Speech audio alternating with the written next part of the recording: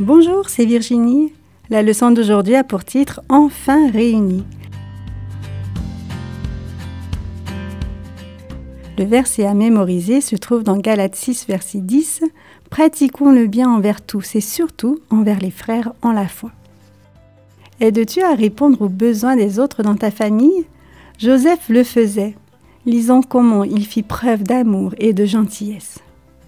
Peu de temps après leur réunion avec Joseph, ses frères entreprirent leur voyage de retour vers Canaan. Mais quel voyage! Leur chariot était chargé de nourriture.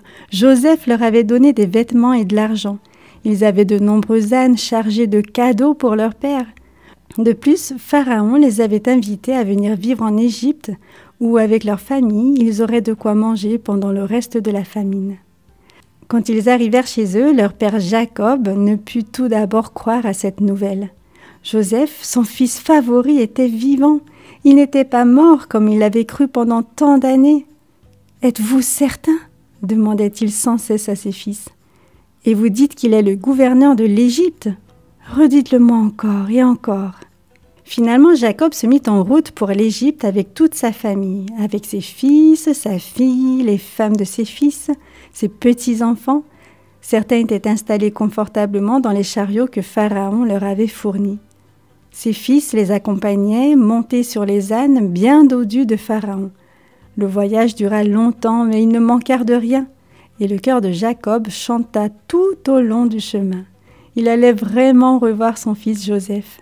Finalement, les serviteurs de Joseph lui apportèrent la bonne nouvelle. « Ta famille va bientôt arriver, lui annoncèrent-ils. »« Hâtez-vous, préparez mon char, ordonna Joseph. Il fit galoper ses chevaux le plus vite possible. Il avait tellement hâte de retrouver son père. Joseph bondit de son char avant même qu'il soit totalement arrêté.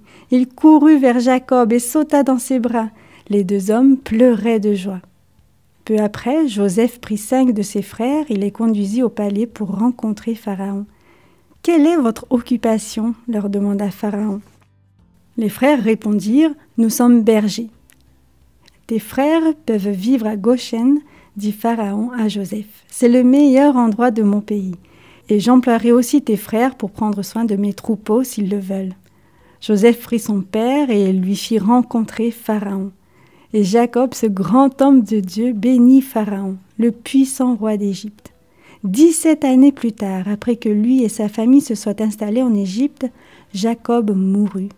Il avait 147 ans. Les frères de Joseph commencèrent à se faire du souci.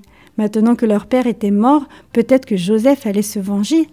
Ils décidèrent d'envoyer un message à Joseph. « Avant de mourir, notre père a dit qu'il désirait que tu nous pardonnes le mal que nous t'avons fait. » « Vous vouliez me faire du mal, répliqua Joseph, mais Dieu l'a changé en bien, afin que je puisse vous sauver la vie. Comment Dieu te permet-il de prendre soin de ta famille?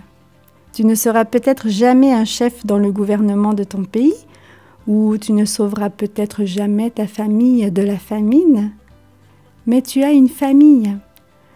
Que peux-tu faire maintenant pour la protéger, l'aider et l'aimer?